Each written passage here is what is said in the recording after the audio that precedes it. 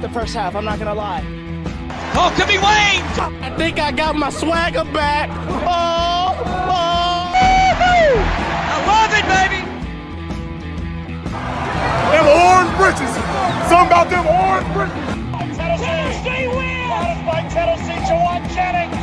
Jennings makes the catch. Ball hit high in the air into right field. Going back is Sayre. And Tennessee can say hello win column. A grand slam in the bottom of the ninth. You can't draw it up any better. We just won a basketball game, and we're very happy right now. McGrath for the win. He got it. If you don't like college football and you watch this one, I'm not sure what your problem is.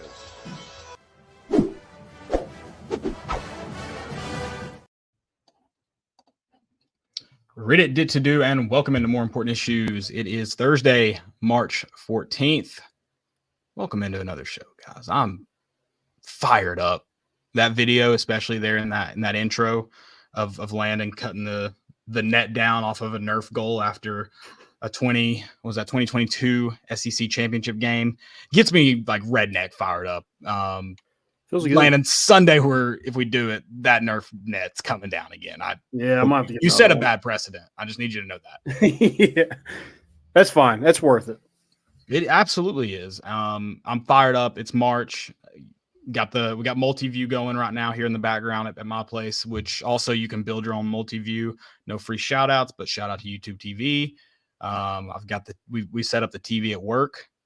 Shout out to me. I brought it, but I'm not gonna brag on myself or anything. It's March. March is here. I'm coining this March of the Volunteers, and when inevitably when Tennessee wins a national championship, the documentary will be narrated by the same guy. Was March of the Penguins narrated like a Planet Earth type documentary? We'll say it was. I don't know.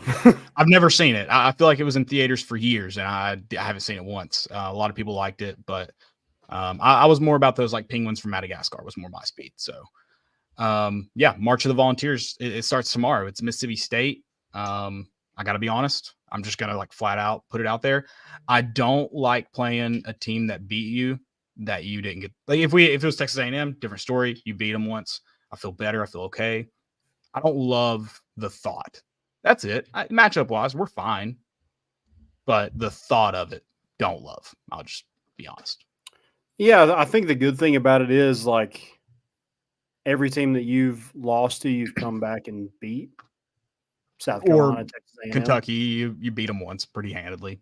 Yeah, and this is the last team in the SEC that you haven't beaten at least once. So this is a chance where you could be the actual king of the SEC, king of the hill. If you okay, all right. I mean, well, they already are that though.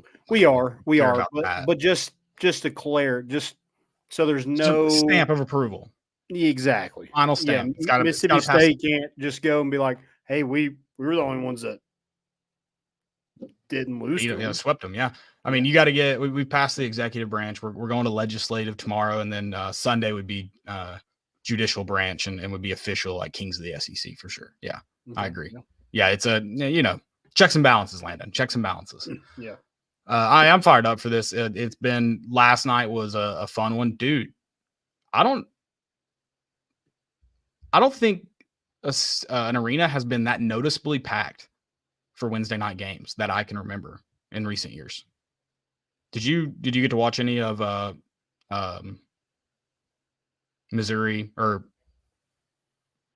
and I'm not blanking. Good God, Missouri, Georgia, and then for the Arkansas Vanderbilt game? Did you notice how just I didn't see? I guess the second game I watched till halftime, and then I got too tired and went to bed.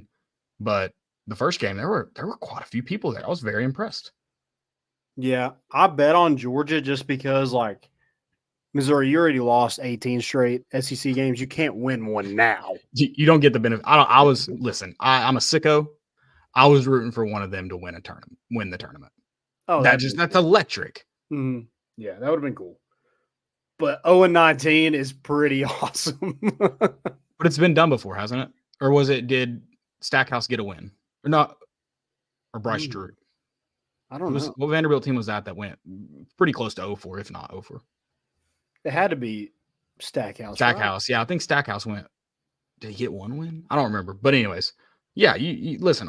They get an auto bid if they win it. You had to root for it, and I know that means if Vanderbilt wins, that means they probably would have beat Tennessee at some point. But at that point, you're just kind of like, yeah, like that's cool. Let it happen. I love that Missouri has sold their souls just for football. They're like, we don't care about anything else. We're just going to be like decent at football. I feel like that's not going to work out for them either, but that's probably not. Probably not. Maybe they just sold their soul for one good season. I get it. 2022 was a lot of fun. It was fun. I get it. Fun. Yep. 2016 was fun for like 2 months. So again, I get. I'd sell my soul for a fun month.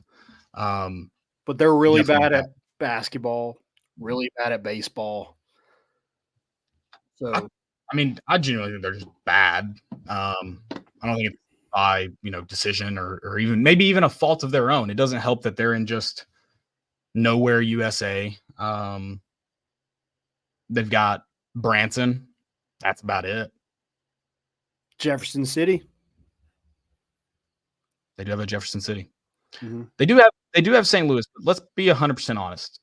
For as big and historical, I guess, the Arches, kind of lame. Been there, done that, not that cool. I've never been, so I don't have a take on that, but I have heard that the Arch is like cool, like it's there. It's one of those you pull up to see just to kind of say you saw it. Yeah. And then you're like, what do we do now? And I'm not, and maybe it's cool if you go up in it. I'm going to be 100% clear. I had my dog with me, so I couldn't leave him in the car and go up it. But also I'm deathly afraid of heights, and would be terrified. I'm minorly claustrophobic. I can handle some tight situations, like the can't think of the word right now. The concourses in the south end zone, those kind of tight spaces, I live for. I crave. But going up in an elevator at an angle in a tiny elevator, nope, I'm out. Good. So I wouldn't do it anyways. But I did have my dog as an excuse. Okay. Yeah. Playing smart. That was it's officially tournament time. Show, man. Yeah, it's officially tournament time. Tennessee has their opponent for the quarterfinals of the SEC tournament in Mississippi State. Here's the thing with Mississippi State. They're relying way too much on a freshman to keep them in ball games. And he is lights out from three. He was against us. He did have 24 against LSU, but that's kind of all. Like Tolu Smith is a really good post player for them, but if they have any chance of winning any ball games, it's because of Josh Hubbard. Yes, and like he's been their leading scorer for the past 6 games. They lost 4 of them. They lost four in a row until they played LSU yesterday or today. Sorry. Yeah, I mean this is the team that. Other than, like you mentioned, Josh Hubbard being really good from 3, you match up pretty well. Like in terms of just paper, like you should beat them. I think they are. You mentioned Tolu Smith. They're very physical, and I think that's something that Tennessee's got. Not that Tennessee's not physical. They are. They do struggle. There are teams that are more physical than them in the paint. Mississippi State's one of them. And that's where you'll struggle. I need to pull up. I probably should have done this before.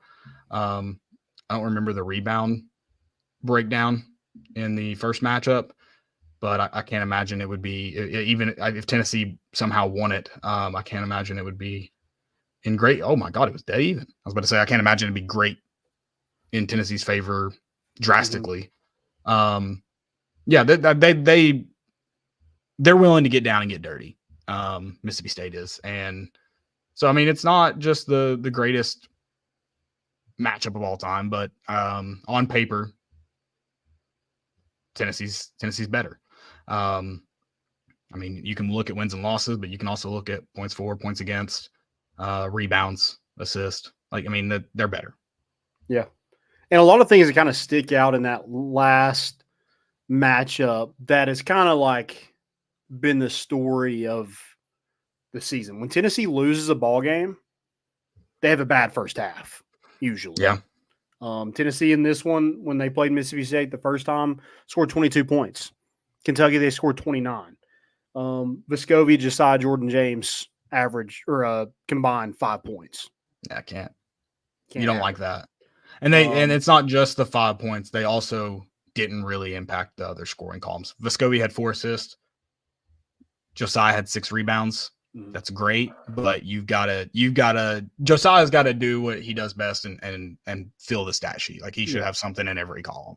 Yeah, combined 2 for 12 from the field and 0 for 6 from 3. I mean, you got to have more from those guys. I mean, that's a huge key just in all of March, not just for tomorrow against Mississippi State. Yeah, and I will say, I think at that point in the season, especially those guys, we're still filling out their role a little bit.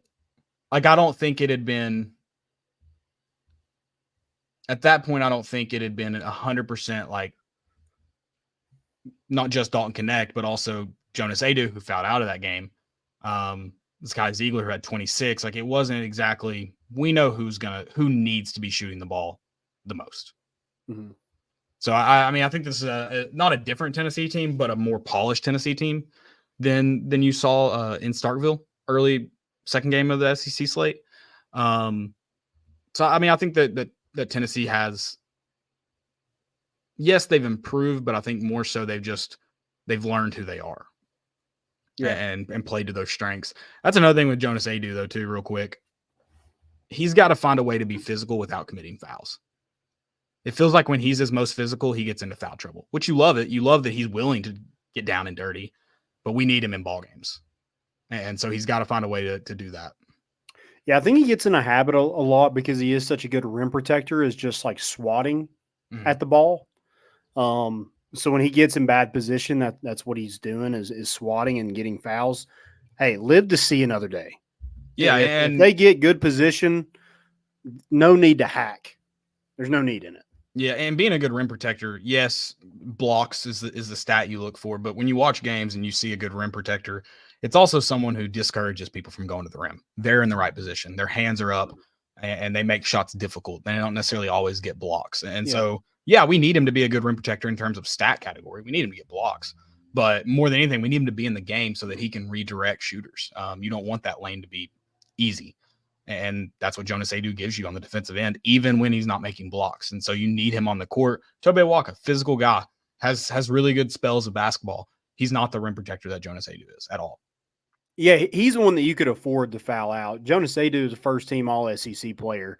Yeah. You can't – it's going to be hard for Tennessee to score the basketball with just Dalton Connect, Zakai Ziegler with no inside presence if Jonas Adu is sitting on the bench. You know, you need him to play 26, 27 minutes, not 20 with 5 fouls. I mean, that Tolu Smith, he shot 12 free throws in that game the last time. I mean, he only shot the ball 10 times and had 23 points. The majority of his points were from the free throw line. And Tennessee was 10 for 16 from the free throw line, lost by 5. That hurts as well. That was just a horrible game. I hated to relive that, but there were some things I wanted to point out that have when Tennessee's playing not their best basketball, usually those certain things are the case. Yeah, bigs absolutely. are in foul trouble, not getting anything from Vescovi and Josiah offensively, and then not shooting from the 3-point line well, not hitting free throws. And those things just it's insane that Tennessee's able to stay in games when all those things happen. But somehow they do, but they usually end up losing those games because of it. There's a white guy that wears the number 3 on the court that usually has something to say about Tennessee staying in those games pretty often. Yeah. So let's get off to a hot start. Let's 100%. Ben, well, and you going back to kind of last game and what Tennessee needs this March, you need good bench play. You need Meshack to be good. You need Jordan Gainey to shoot the ball and make it. You need Tobe Awaka to give you valuable minutes. I mean that you need your guys coming off the bench to be really, really good.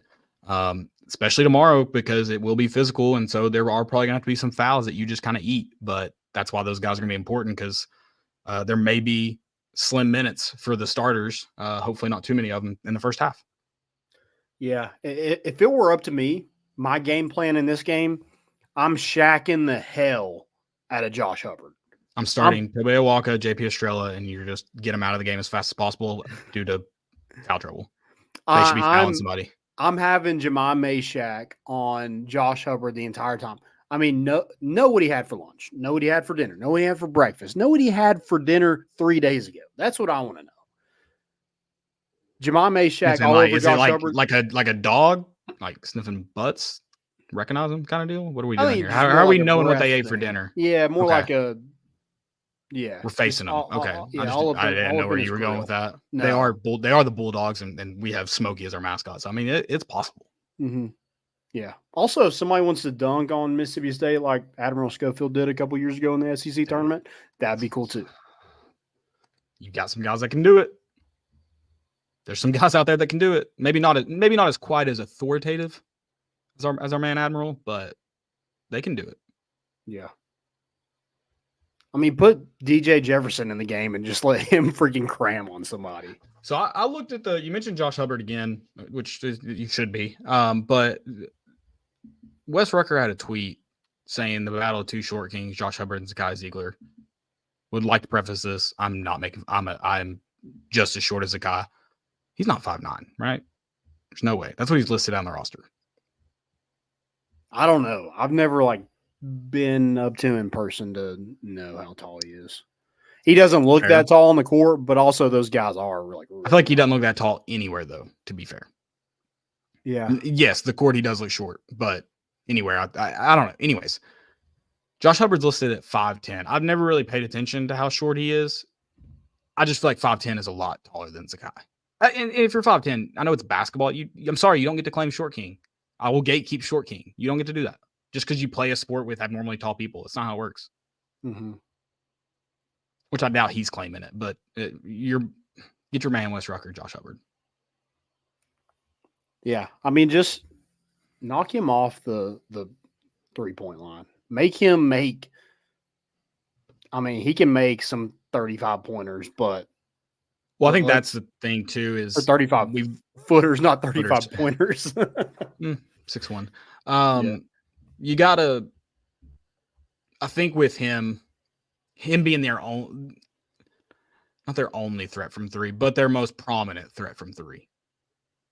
I think you have to – whoever's guarding him has to be smart about help defense. I love that Tennessee plays help defense better than anyone in the country. That's also why Tennessee's susceptible to the three ball. It's people can if the guy that is receiving the help defense can find the open man, or the team is able to move the ball well, they found a guy there on the 3-point line. And so the guy that's guarding Josh Hubbard, I think, has to be wary of that and has to know, like, my help defense has to be limited because I have to get to him fast or I have to deny him the ball. Yeah. I think that's what you do. Deny them the basketball. Make them have to dribble around. I mean, when they played Tennessee the last time, one guy hit a three besides Josh Hubbard. And they hit one.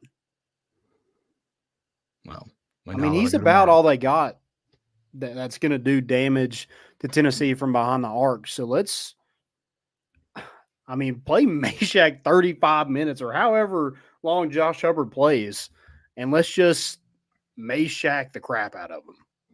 You sub Meshack in for any time. You just guard Hubbard. Yeah. He gets off the bench. You know what? Let's start it tonight. Meshack, go to his hotel. If he leaves the hotel room, you follow him. Don't go in his hotel room. That's weird. Stand guard. Yeah. Tomorrow at the arena, he goes to the bathroom. You go to the bathroom. Yeah. Also, Rick, if you need somebody to face guard, I'll do it. I've unapologetically face guarded someone in a pickup basketball game. It's legal in basketball. And you know why? Because if someone is dropping point after point after point on me, I get sick of it. And you should too. Face guard. Yep. I would love to see that. That'd be so much fun to see Meshack just follow him around the court in his grill. Because, man, if he don't go 5 for 10 from 3, Tennessee easily wins that game. Even with Tolu Smith having 23 points. They don't have a lot else. Right. That's not a great basketball team by any means. No. It's shocking how not good their record is, though. I will say that. Yeah, I think they should be better. Now, they were down, I think, like 7 points at halftime to LSU today. And I came all the way back. didn't get to win by 10. Yeah, I didn't get to watch all of it, but just kind of tuning in and out, not always paying attention to the score. I would have. I was telling someone, were they down by? I thought they were down by 8 at one point. Was it 7? Is that what they? It was 7 or 8 at halftime. Yeah, it was something like that. I remember thinking like, oh, this is an LSU win, and no, they pulled it together. Yeah, I mean they're not terrible, which is kind of scary too. But like I said, I'm all for the revenge factor. I would just like to feel good. It's March. You're never gonna feel good about a game. I don't know why I'm lying to myself. If you feel good, you're wrong. Yeah. No matter who you play. Not even Vanderbilt. That was not great basketball last night. It was a fun game to watch. Don't get me wrong. Ooh, that was a tough one. How do you hit that shot and then lose in overtime? Well, they also Arkansas gets a rebound. Shot clock turned off, and they weren't going to foul. The players on the court were not going to foul.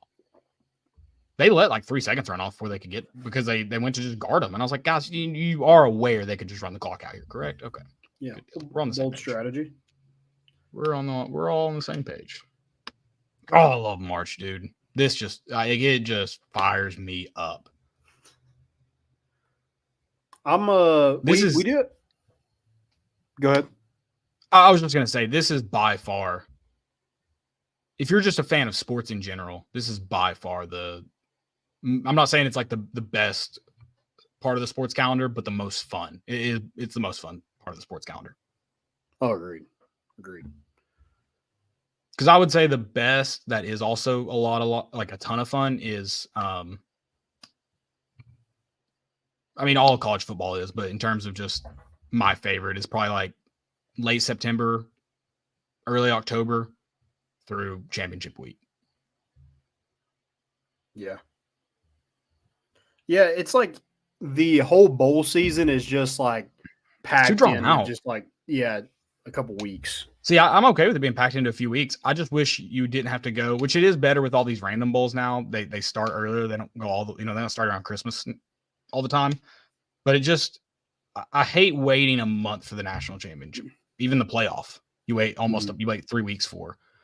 Just play at the net. And I think that's the better part about expanding the playoff is like I'm not mad about the national championship being in January, but the fact that you take 3 weeks off is it for teams that aren't in it, you kind of lose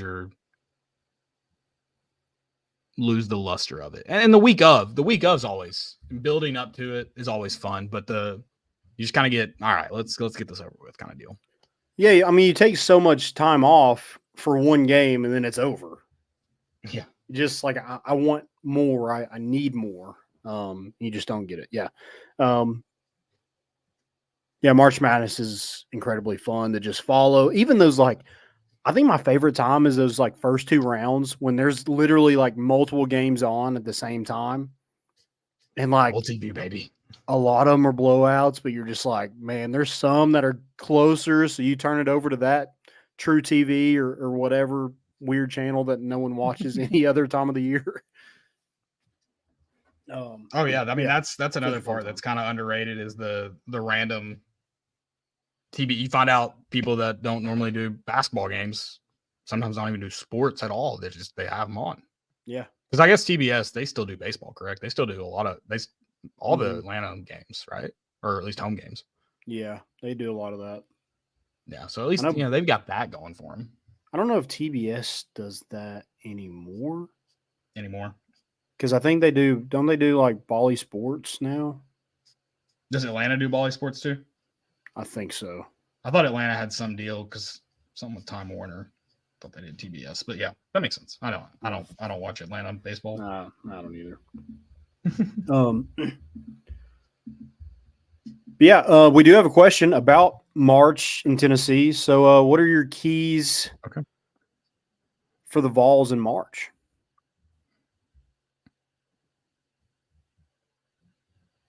I guess your biggest key. I mean, there's a lot of keys, right? Yeah. Free throws are 100%. You got to be, and not that Tennessee's been bad at them down the stretch of SEC play, but you mentioned that Mississippi State game early on. There were a few games early on. South Carolina, you win the game if you make 80% of your free throws. It's Tennessee's got to. I mean, really, it's probably on. I think the biggest call out I would have is Dalton Connect in the free throw department. It seems like Zakai which you still don't want him to miss him early on, but it seems like every time he's called upon late in games, he hits. Okay.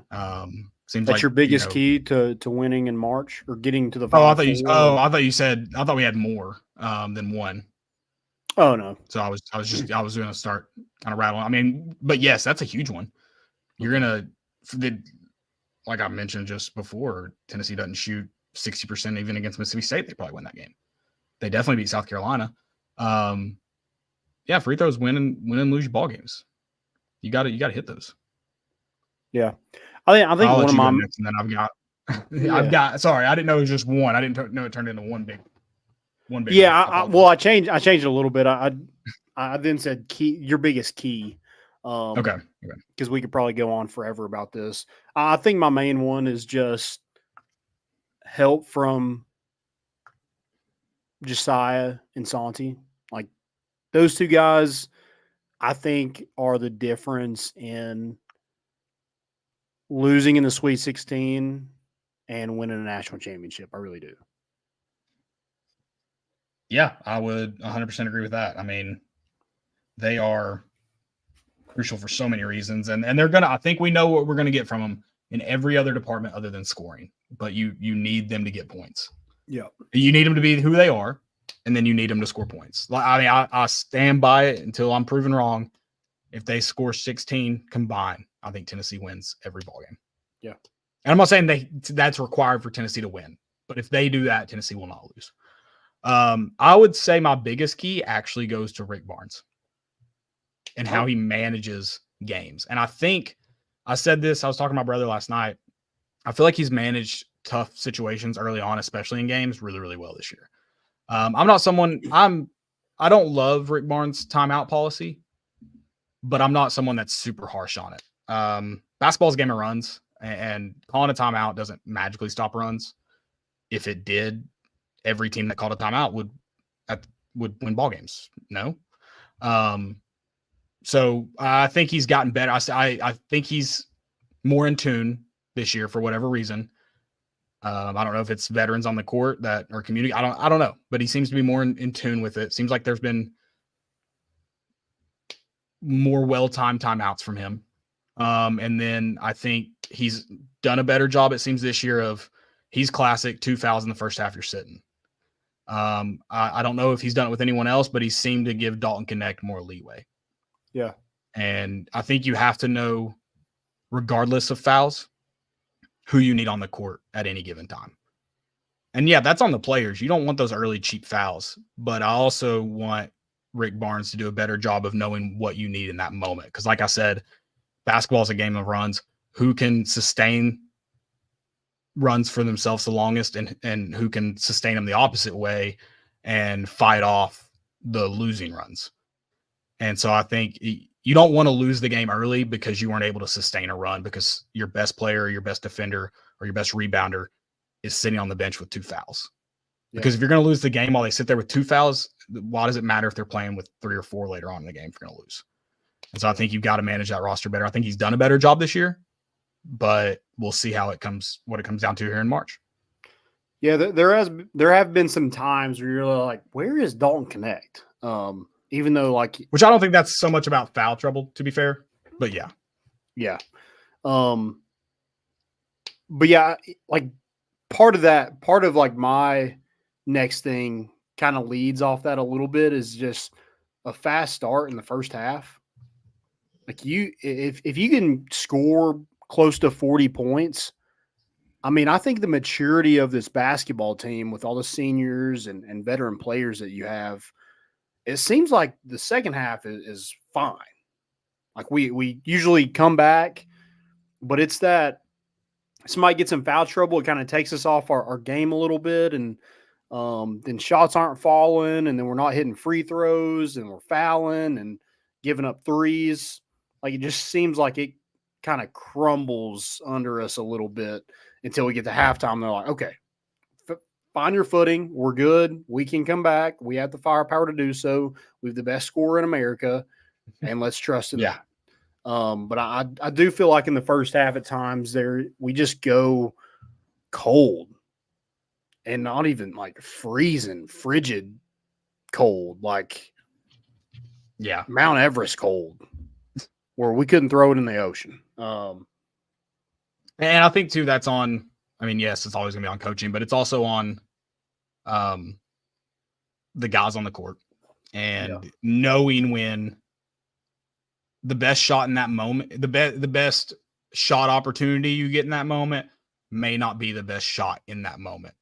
Jordan Gainey, I think, is always going to be the best example of this season. He's shooting.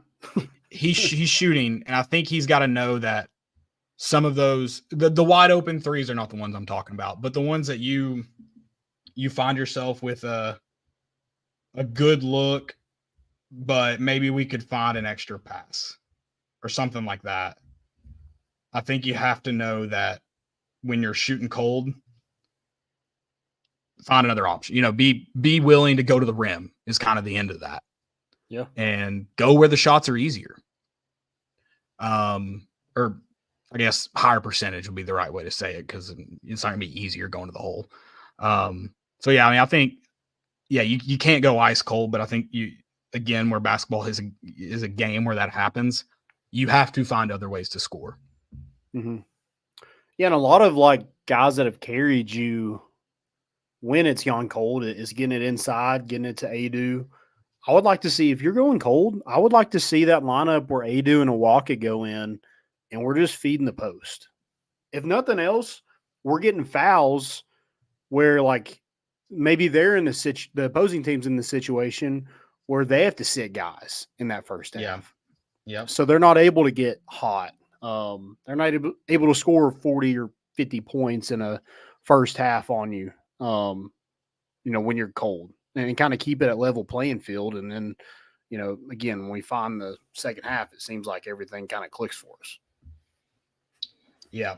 Tennessee's definitely got some, work cut out for them, because when it gets into March and that, I don't know if it's like a switch for teams, but it gets a little more competitive, that you've got to sustain some things that you haven't always been able to sustain, or have been really difficult to sustain, that's a positive that Tennessee seemed to have been able to answer even those first half woes pretty well. But it just gets harder and harder because it's it's crunch time now. Yeah. And I got to find ways to do that. I've been impressed with this year with Tennessee's ability to adjust and find different ways to make it work, to whether that be on the defensive end when teams go on 7-0, 9-0 runs, whatever it may be. I feel good about where we're at. And truthfully, this week, I want to win it all. It's like the Kentucky game. You already won the championship, didn't care. Want to beat Kentucky. It didn't matter, but I wanted to beat Kentucky. This game in the grand scheme, or this week, the grand scheme of things doesn't matter, excuse me. But first off, you want to get off. You want to get comfortable. You want to learn how to play back-to-back games. I know a lot of these veterans have done it, but you want this team to do it. And I want to win. I know rest would be fun and nice probably, but I think winning your first 3 games in postseason would be a way bigger lift for this team. Yeah, it would be really fun if we just forgot how to lose. Yeah, I agree. I hope that Kentucky loss stung real bad. Even though it didn't matter in the grand scheme of things, I hope it stung real bad. Because it seemed like that maybe they did forget how to lose, and then they figured it out real quick. Yeah. Maybe not real quick. That's not the right word. That made it sound like we got stomped on. I wasn't the one tweeting with 5 minutes left that we got embarrassed on our home court. Wasn't me. I said that. It sounded like I did. I promise I didn't. I didn't do Dylan says, if the Vols don't get a number 1 seed, who do you want as the 1 seed in your bracket? Give us anybody, anywhere. Yeah. I mean, I do think if we don't get a 1 seed, it'll be the lowest 1 seed is who we'll have. Yeah. So it'll be UNC or I don't know what the Arizona, I guess, doesn't play till tomorrow, but yeah, it'd be probably one of those teams. And that's cool with me. Like Arizona, it's going to be a good basketball team regardless. I don't think I want it to be UConn. That's the only team that I'm just like, man, that team is good. Yeah. You'd also have to make it to the Elite Eight to even face them. And then they also could pull an Alabama and lose in the Sweet 16. Yeah. You never know who you're going to face when you get to the Elite Eight. So, Landon Allen, he said, Saul's easy at the Sono Food City. Shout out Sono. No free shout outs. I do most of my shopping there, though. He is 5'8" at best. Yeah, again, feel like me and him are looking eye to eye, and especially with no hair, I don't know if the doctor would measure me at 5'8". Basketball shoes makes you a little taller, though, right? That's true. I get a little lift in there. Yeah. He also said, watch Barnes after we score. He touches his nose just about every time. It's like his nervous tick. I've never noticed that. Now I'm gonna be watching for something. Yeah. I like that he does it after. Yeah, I like that he does it after we score, though. In his mind, he's convinced himself at some point in his life that if he doesn't do it, we won't score the next time down the court. Yeah, maybe that's. Maybe. So I like that thought. Yeah, after a made basket, is that like his celebration?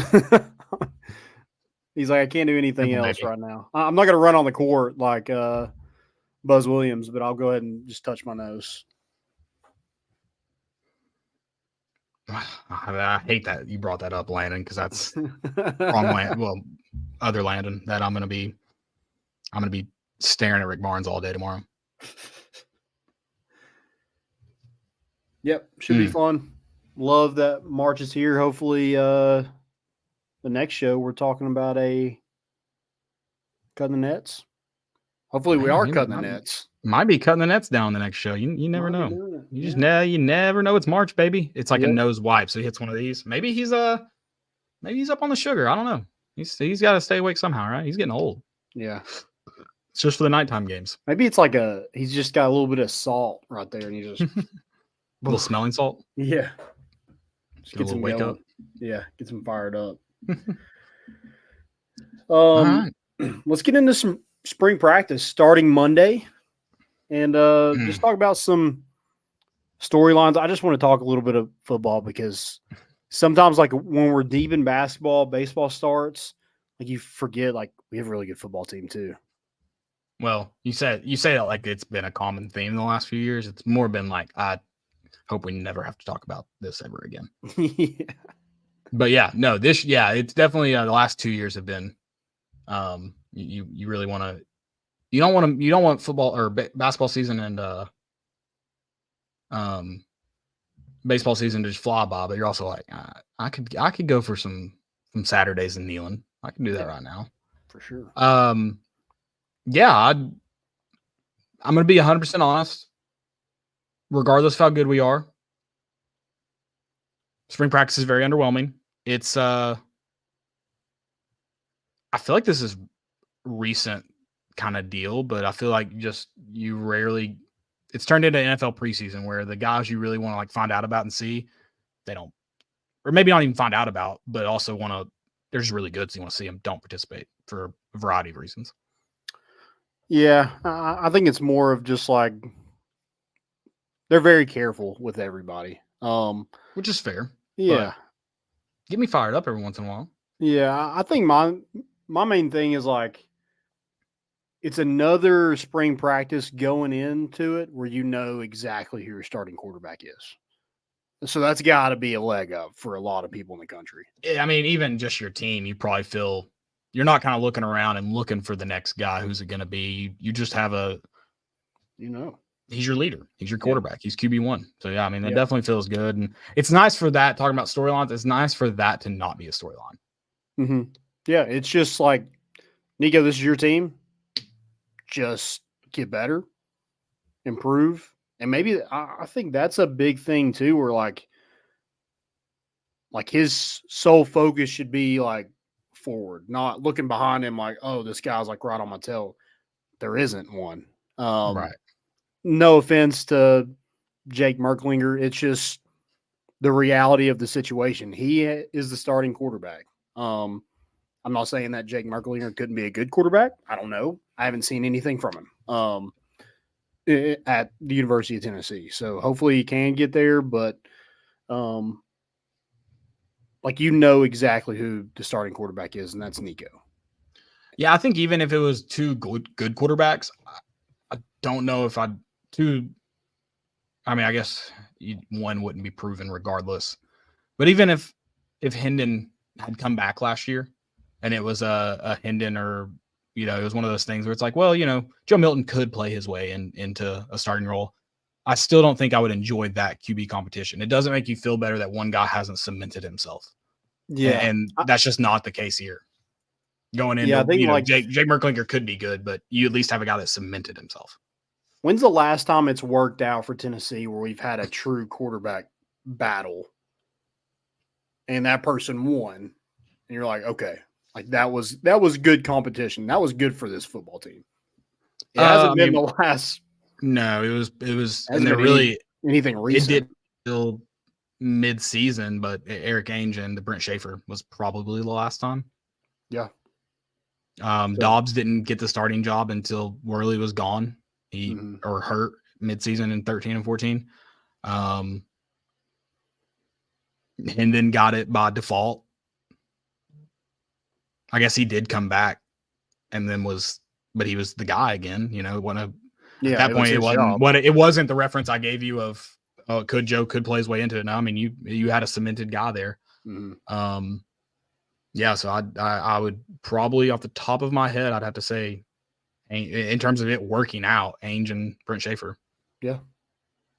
Believe me, yeah. Tennessee's not immune to QB competitions. It's just how competitive has it been? I mean, that Garantano Dormandy one really just got going. It got hot. What about the Harrison Bailey? What was that one? Was there a Harrison Bailey competition? It was like never. Well, it was like the JG, Brian Maurer, Harrison Bailey. Like everybody's like, "Oh, can one of those guys overthrow JG?" And it just never. I feel like you're giving Harrison Bailey like so much credit here. I don't know if his name was ever in that. Harrison Bailey borderline ended up like JJ Peterson. Like, was he ever here? I don't know if you could. He won us a game against Vandy. I don't know if you could, in fact, prove that he was. Landon, I could win football games against Vanderbilt for any team in the country. Well, that's true. Yeah, I don't know if you could prove that he ever stepped foot on campus. Yeah, I mean that really wasn't a quarterback competition. It was like we don't really have anybody else that's worth a crap, so let's just go with the guy who we went with the last couple of years, and it's not worked. I'm trying to update my Jared Garantano mention board here, but I don't know where my chalk went. Devastating, man. Devastating. Hold on. You need a chalk guy. Also, Providence is beating Creighton now. Well, no update. Don't worry. My boy Ethan Cundiff will hit me with the picture here after the show, I'm sure. He's always on it. I love it. Always on it. I appreciate him. All right, yeah. So other storylines, anyways. So yeah. I think the offensive line. I mean, the newcomers definitely is something that everybody wants to see. The offensive line is intriguing to me. You have John Campbell moving over to right tackle. You have Lance Hurd, the LSU transfer. You have your guys in Cooper Mays is back. Spraggins is back. Who's going to play left guard? No one knows. But who's that kind of next wave of like, who's your left guard? Because Ollie Lane's not here anymore. So that spot's kind of wide open. Can any of these freshmen help at all? Who's your backup center? If Cooper, he has dealt with injuries in the past, and you don't have Ollie Lane to scoot over there. Who's your backup center? And then I just want to see Lance Hurd. I just want to see him. I think it's a very fair person to want to see. And I think that's one thing, going into the storyline of the offensive line, there's a lot of questions of what it'll shake out to be in the fall. I think right now I don't think anyone is alarmed or should be alarmed. But there's definitely some, all right, like we probably want to see this ironed out before we go home for the summer. Mm-hmm. Yeah. And then I think secondary is a big one. Like, who the heck is back there? The secondary will be a big one. Is Jalen McCullough just going to reincarnate be. himself or find another year of eligibility where he's the safety again? I think that is probably the most possible scenario. But yeah, I mean, until we figure it, we might figure it out, and I'm still going to ask what is happening in the secondary. That unit as a whole just they have to improve. It's one of those things like, shouldn't you be at least 1% better? Yeah. Yeah. Lost some guys at those positions. Graduation, also the transfer portal. So it is like, I mean, it's going to be brand new. Everybody in it, brand new. So that's interesting to see just who kind of factors in. You'd hope Jermod McCoy is out there. Jacoby Thomas, the guy from MTSU. I mean, there's a lot of – I think you have a lot of talent back there. It's just a lot of unproven young talent. And I think that's been the storyline the last few years, and that's why the secondary is probably, again, when we get into the fall, probably going to be my most questioned position. Is I don't think from just, again, the paper side of things, you look at it and you're like, man, there's talent, there's speed, there's size. Are they ball players? That's the question. Mm-hmm. Yeah. Can they make them ball players? Yeah. Can somebody catch the football? That's what I would love to see interceptions, but at this point, deny the ball, bat it down, keep it out of the end zone. Don't give guys 15 yards cushions on a 13-yard first or fourth, third down, whatever down it is. Mm-hmm. Have the faith in yourself to not do that. Yeah. Yeah, I think you're kind of set. Like what you have at linebacker, I think is pretty good. What you have at defensive line is solid. Running back is a weird one for me. I think you have plenty of talent back there. It's just like Dylan Sampson hasn't been the workhorse. You lost two veteran guys in that rotation in Jalen Wright and Jabari Small. Cam Selden looked pretty good in the bowl game, but that's kind of all we've seen from him. And then who's behind him? Like if they want to truly play three guys, who's next in line? Yeah. I'm kind of curious how they continue to handle the running back room. Because I think until this year, you didn't like Jalen Wright started off 2022. It was hard for him to get on the field, stay on the field because he had some issues hanging on to the football. Mm-hmm. And so he didn't have the ability to exactly cement himself in that one running back one role. He was able to this year, but even then they still divvied up the carries a good amount. But I mean, I would argue that you look at Tennessee's best games, it's when they ran three different guys consistently. Yeah, and that's a weird thing. It's like a lot of people like looking at Jalen Wright in the draft, they're like, why didn't he get more carries? When he had this big where he averaged like 7 yards per carry. And I think a lot of it was just like, remember when they kept him fresh. So when he was in, he was able to bust big runs. Right. And then they don't like to sub. Like when they in a drive, they don't hardly sub. So I think it was, you just kind of ride whoever's out there. Like if he has a whole drive, you take him out, you put somebody else in, they have that next drive. So you don't see him basically for like 3 drives. So I think there was just, I like it to a certain extent, but also like I wouldn't mind Jalen Wright getting more carries either. Yes, and I think too, it's just there's downs on drives that you'd like to see that number one guy in, that because of the way you run your offense, he's by nature not in the game. And I think that's where it certainly does hurt you.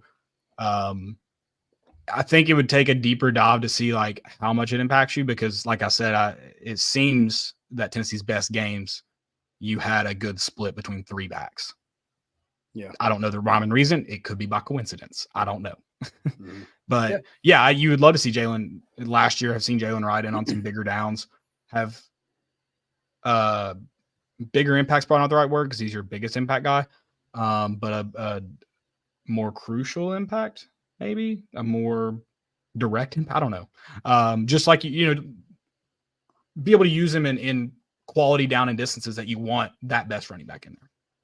He was your most NFL ready back. Like, he was your best all around back. And there was, just some points where you just probably wanted to see him out there, but just, again, the way you're running your offense, he wasn't there.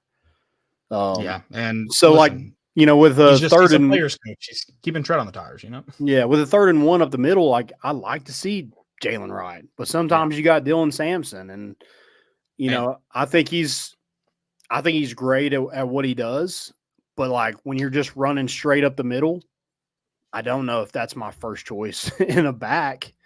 But he can impact the game in so many ways. So I'm excited to see kind of how he is getting the majority of the carries this year. Yeah, and another thing, going back into getting your best back in on crucial downs, or guys that are better suited for 3rd and 1s, for the example you gave. I'm not a football coach. I'm not trying to say this is 100% right, but you want teams to play on your tendencies so that then you can play off of your own tendencies. Mm-hmm. Therefore, you're playing off of their tendencies. Subbing in a back that is almost guaranteed you're going to hand the football to him, be a real good time for a play action or a quick pass or something different than the run. If you see Jalen Wright going into the ball game on 3rd and 1, you better put guys in the box. Yeah. Obviously, I don't want to see you throw the ball downfield on every 3rd and 1 you sub Jalen Wright into, but it'd be good to get off schedule every once in a while because teams have to load the box for that scenario. Yeah, I agree. Also, another one. Josh, call me. Bring me in. Consulting. Be an analyst of some sort. Seriously, who the master of just like, he's going to sub. He would have subbed Jalen Wright in 4 straight 3rd and 1s. He would have done it for 7 weeks and ran the ball every single time. And then the most important 8th week, he's going to throw it on that 3rd and 1 after subbing Jalen Wright in. Bill Belichick. He was the king of like, I'm going to make 10 weeks worth of tendencies for you to study and then just go off of it and never revert back to those. Mm-hmm. And now he's a fired coach. So the best thing you can be. He's looking for another job. How insane is that? Him and Tom Brady are actual psychopaths. You guys don't have to work anymore. Has anyone told them that? That's all they know. They only know ball. They don't know what to do. They got too much time on their hands. I don't know what they to do. certainly have that.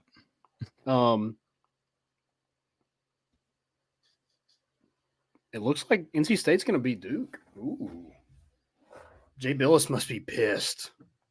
Well, don't worry. He'll have some excuse for some fan that did something bad. So you can, I think I mentioned this at the top of the show, you can now create your own multi-view. Did I mention that? Yeah. So let me build my multi-view here. Okay. Let me get Duke and also another position group I want to see, just because like Brew McCoy will not be there for spring practice, still recovering from that injury. I think it is a good thing because you know what you're going to get out of Brew McCoy when he is healthy.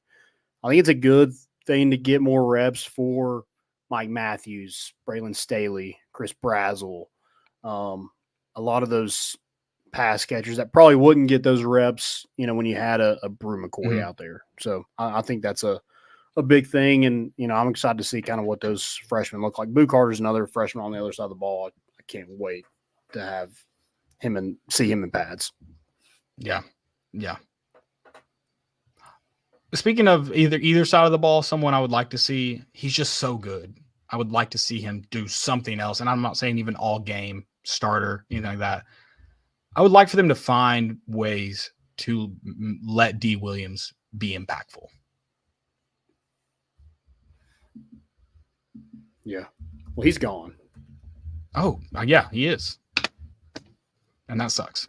So I forgot he was gone. you're not going to get your wish of him being impactful, I guess. As soon as I said that I was like, something's off about him. That's okay.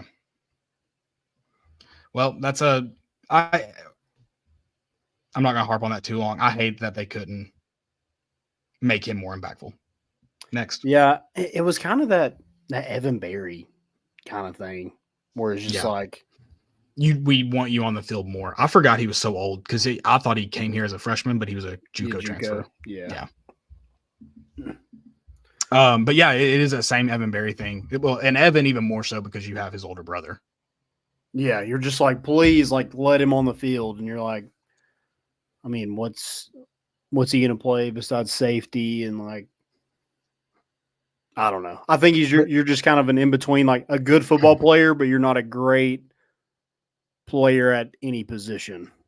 Yeah, which I mean, being a returner, like, is if you're as good as D. Williams or even Evan Berry, can be super valuable. But especially on teams that you just like to be more impactful.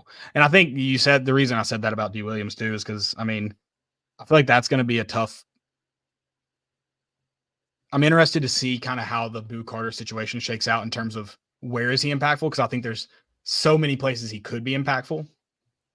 Return game, for example, that I'm curious to see how he does and how they handle Boo Carter. Yeah, I'm interested to see kind of who those returners are.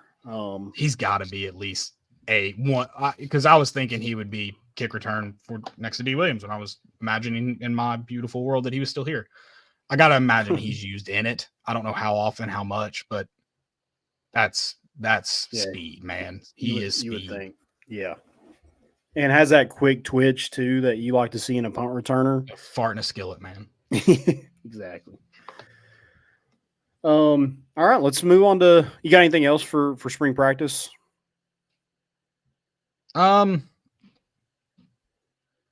No, I don't.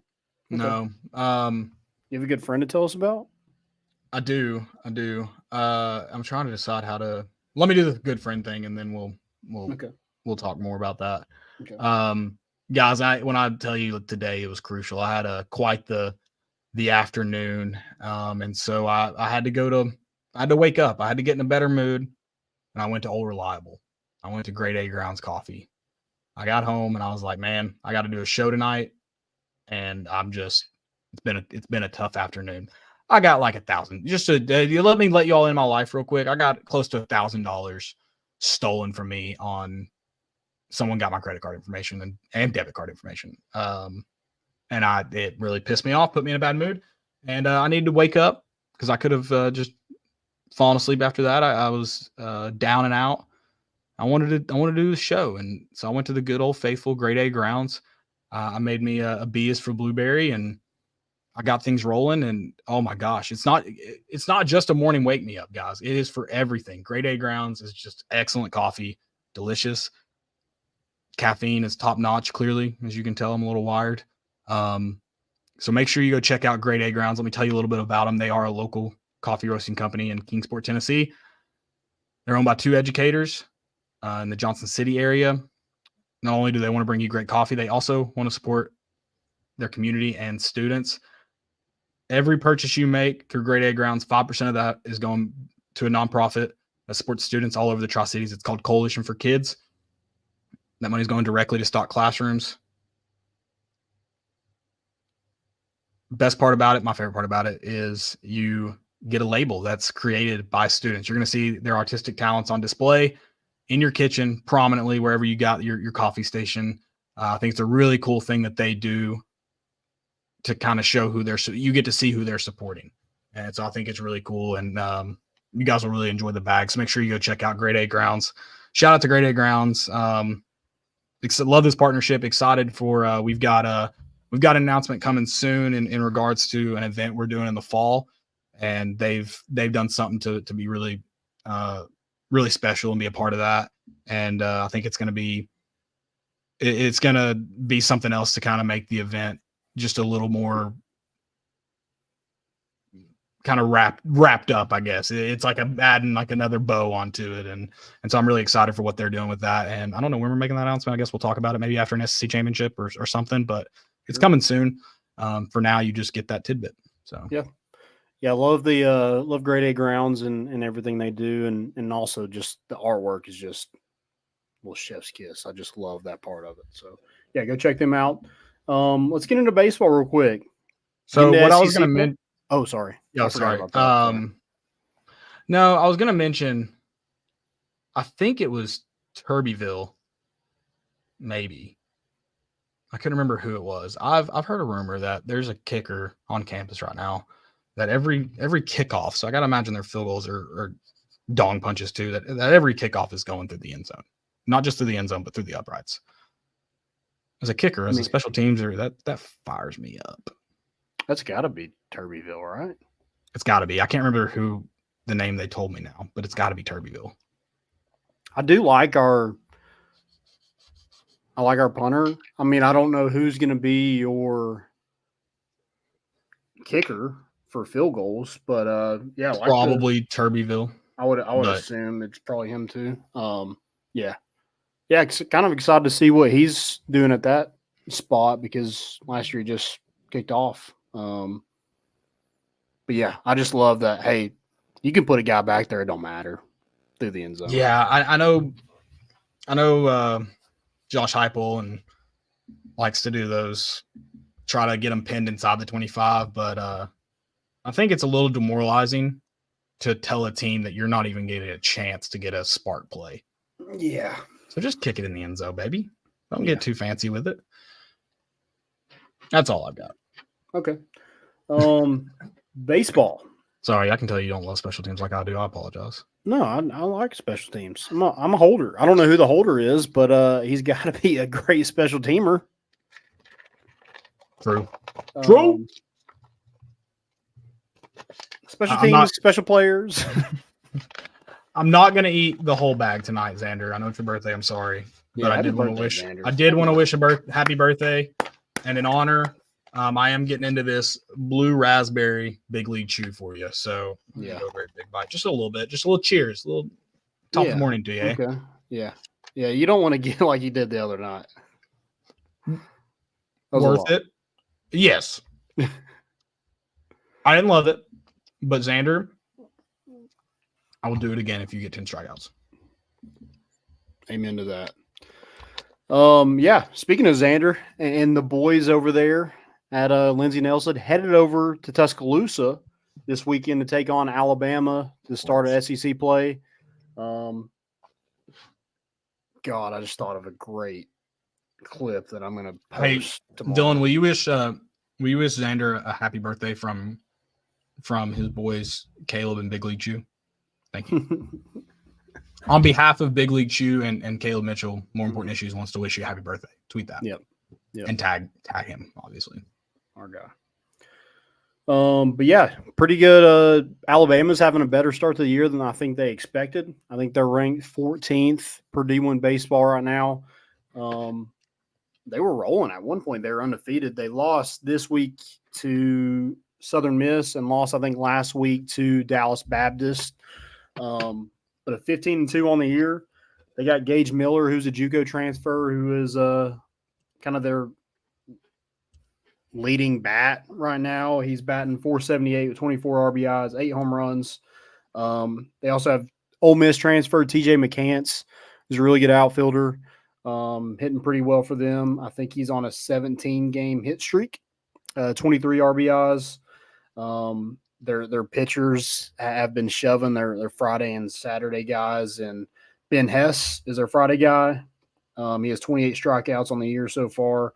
And you have Greg Ferrone, the Louisville transfer, who has an ERA right now of 1.72 or 1.72.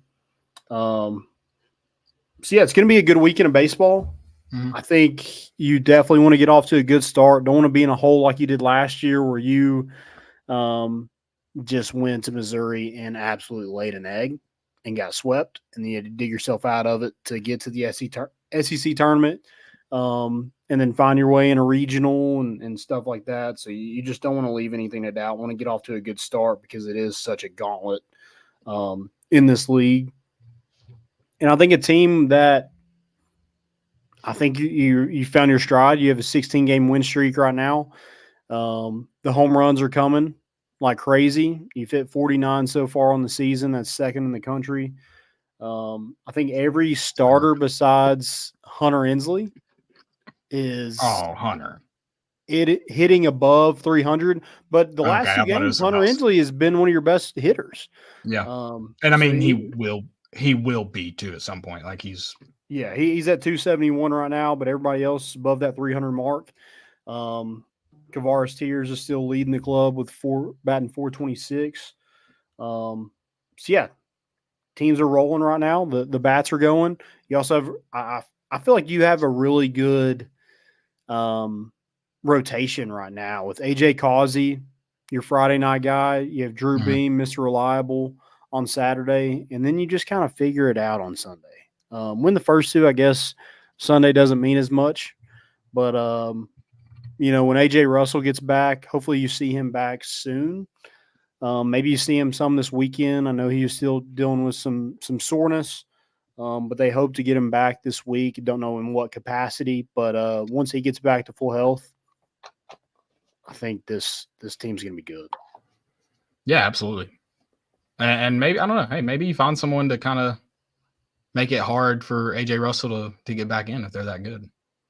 Yeah, and someone that's done that. Yep. Drew Beam kind of did that. And it's kind of like the Brew McCoy thing. I think it's been good for those guys to get quality starts on a weekend to see kind of what it's like, get that out of the way. And it's probably just going to help their development, especially those freshmen like Derek Schaefer and Matthew Dallas and guys like that. Yeah. Yeah, absolutely. I agree. So should be fun. Excited to get back in SEC play when these games, really mean something. You're fighting tooth and nail for every win. And I think Tennessee has a really quality team to make some noise in the SEC. And, being number 5 in the country, there's, I think, 4 of the top 5 teams are SEC teams. So not going to be easy to stay at that point, but got to be consistent. And if you're able to hit the home runs and long balls like you are, pitch, well enough, I think all is well. Yeah, I agree. I'm very excited. Very excited for SEC play to ramp up. Excited for Missouri to come to town only because we're doing a little guys' night. Getting in, I don't know, things might get a little nasty if you're playing left field, right? Is that where we're sitting? Yeah, we're sitting in left field. If you're playing left field, just go ahead and go see your therapist pre-trip. Don't wait till after. It won't work out. Yeah. Agreed. All right. Dylan, you really didn't. Why didn't you quote tweet the video when you did that, Dylan? I didn't make myself clear. That's my fault. That's a leadership issue. That's on me. I'm mad at myself. Not mad at you. Any stupidities besides that one? Oh yeah, this isn't a stupidity because he's a college freshman, but it's hilarious, and I want you to. I don't know, maybe you think it is. This guy won, I guess, a national championship. He's a freshman somewhere. Let's see if it tells us in the video. As a true freshman, could you have pictured this moment any better? No, I guess not. I mean, it's about what I was expecting, I guess. Pretty cool. Being a true freshman, what does it mean to you to take that experience into tournament before? They can have as many years extra as they want, and it don't matter. That's all it means. There are 6 Penn State athletes that need to compete in the finals. How important was it for you to ignite this fuse? Great, yeah. I mean, pretty important, I guess. I don't know. I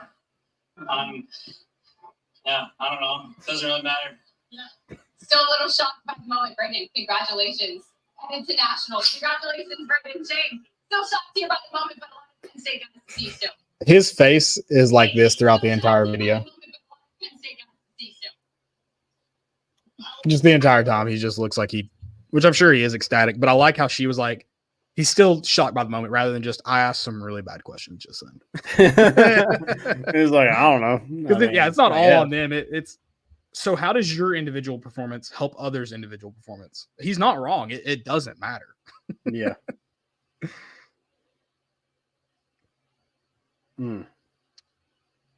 Yeah. You got any? Skip Bayless. Yeah. I mean, holding on by a comma, but I mean, if you just read the tweet, what he said, all in my ass. Oof. You know, maybe he's him and the wife, man. You never know what they're getting into. Yeah, guess so. I heard Miss Bayless can. Isn't her name Ernestine? There's no way. I swear. I think you're right. I think I have heard that, but I'm also there's no way. There was another good one. Did I not? I can't believe I didn't screenshot that. Now I can't even remember who it was about. So there's a tweet from Ernie, the Cowboys fan. He said, no team will allow Tyron Smith to not practice every week. No team will give Tyron Smith the quality back shots in the locker room before the game to loosen him up. No team knows Tyron Smith like the Cowboys do. Bring him back now. Tyron Smith, it was a parody account, tweeted, I had to really jump on Twitter to address the fact that I never once took back shots in the Cowboys locker room. I was like, yeah, I don't know if that read how you wanted it to there, bud. Yeah. Dude, this isn't stupidity, but this is one of the funniest tweets that I've seen. And it was Lizzo in this dress. And it's just like can you see her dress in this? That's a tarp. That's a. Well, she got that at the Home Depot. Somebody said Lizzo's dress was previously worn by Wrigley Field during a rain delay. That's awesome. What was the? Oh man, I had one more. Well, I think I had two more. My next one's Nick Saban. And not just Nick Saban, but the people shilling for Nick Saban. And then I like how people are defending Nick Saban by going, they showed a clip of Deion Sanders and they said, people have been saying this all along. And it farthers the point of people aren't hating on Nick Saban because he's Nick Saban in this scenario. We're hating on Nick Saban because he's wrong. That's it. And then you get the tone-deaf tweet from his daughter, who is, next to Jackie Pearl, the biggest just privileged prick on planet Earth. Yeah. Someone, Barstool Rocky Top, tweeted something about whining from the retirement home, bud, or something. I don't know. I wouldn't make fun of Nick Saban for retiring the way he did myself, but you do you. But the tone deafness comes from her. All this is argument over should the players be paid. She takes a picture of two. One of them's in Tuscaloosa, but it is on the lake, so a nice house, but not. Maybe I don't know. Maybe 3 or 4. I don't know. It's expensive. But then one on the ocean, an oceanfront property. And she said, which home are you talking about though? And it's like, that proves the point. I guess you're dunking on him being like, look how much money he made coaching athletes that don't get paid. Sure. I guess you dunked on him, but that farthers the point of athletes should get paid or have the ability to get paid, I should say. Yeah, I think she's stupid. I think she's stupid, personally. Yeah, like dumb. Yeah, it kind of proved the point. Definitely proved the point. I just love that his main argument was just like the rich get richer. I'm like, dude, that's the worst. You were the richest of the rich at Alabama. Jahmyr Gibbs, Jermaine Burton, Henry To'oTo'o. And he did it before NIL was a thing. Exactly. So that's just horse crap to me.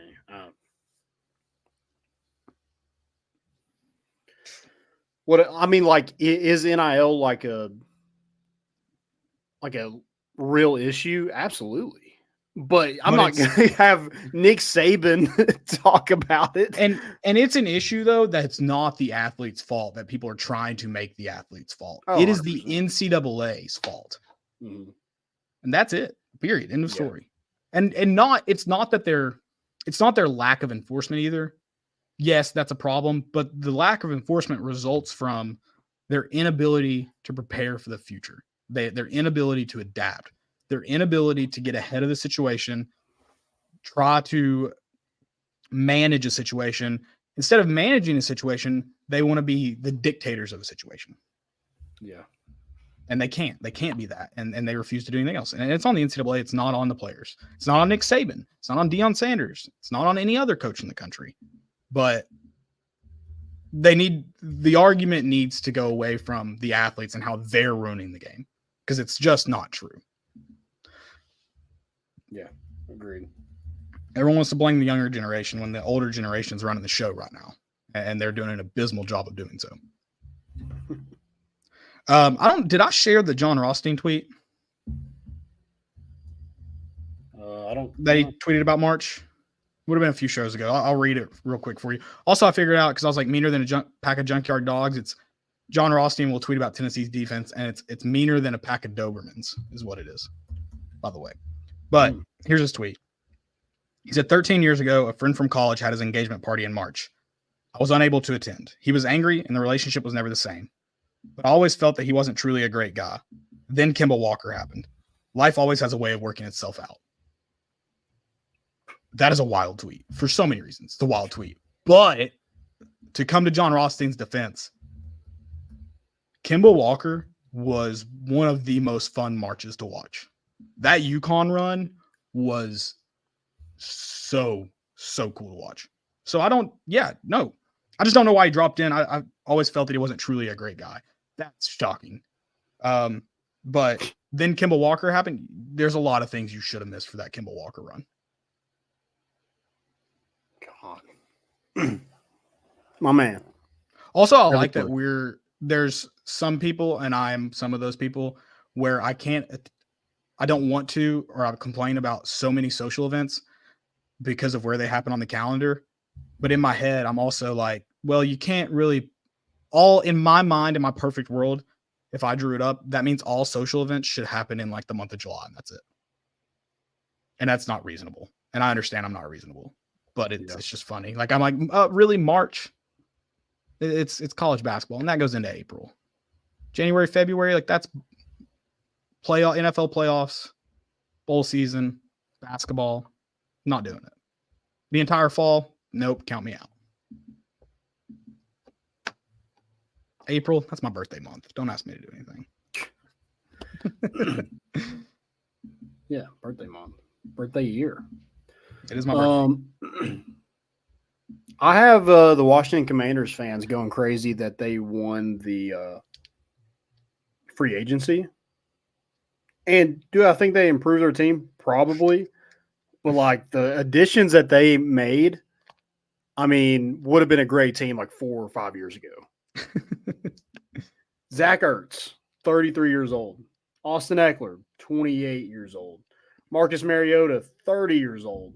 Bobby Wagner, 33 years old. Dante Fowler Jr., 29 years old. Brandon McManus, 32 years old. I'm like, dude, I mean, they have to have the oldest team ever.